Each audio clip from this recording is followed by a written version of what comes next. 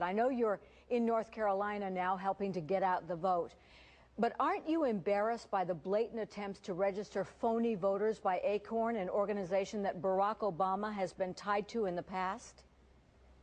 I am not embarrassed by it. We are not tied to it. We've not paid them one single penny to register a single solitary voter. We have the best get out the vote operation in modern American history. We've registered the voters ourselves, and so there is no relationship. I'm embarrassed for anybody in Acorn who went out there and registered somebody who shouldn't be registered, but I'm not embarrassed because of our campaign. We haven't paid Acorn a single penny to register a single voter. But in the past, Senator Obama was a community organizer for Acorn. He was an attorney for Acorn, and certainly in the Senate, he has been a benefactor for Acorn. How has he been a benefactor for Acorn? He was this organizer. John McCain stood before Acorn not long ago, complimenting him on the great work they did. Does that make John McCain complicitous in any mistake Acorn made? Come on, let's get real here. Okay, moving on to the next question. Senator Obama now famously told Joe the Plumber he wanted to spread his wealth around. A Gallup poll showed 84% of Americans prefer government focus on improving economic conditions and creating more jobs in the U.S. as opposed to taking steps to distribute wealth. Isn't Senator Obama's comment a potentially crushing political blunder? Absolutely not. The only person who spread the wealth around has been George Bush and John McCain's tax policy. They have devastated the middle class.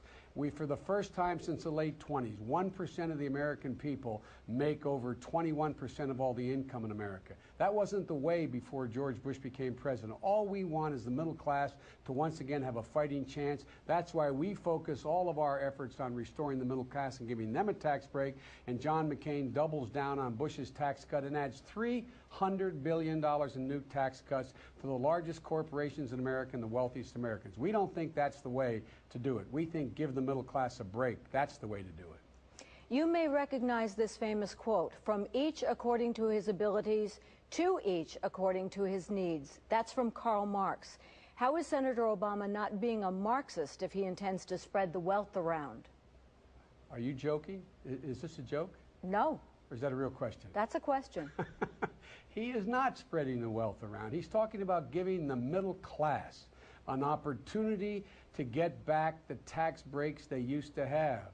What has happened? Just this year, people making $1.4 million average, the top 1%, good, decent American people, are going to get a new $87 billion tax cut, a new one on top of last year.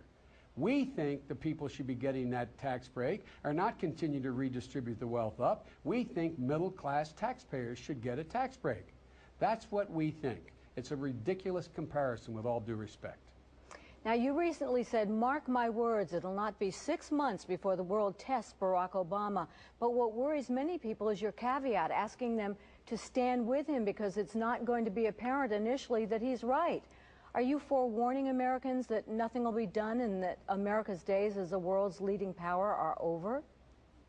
No, I'm not at all. I don't know who's writing your questions, but let me make it clear to you.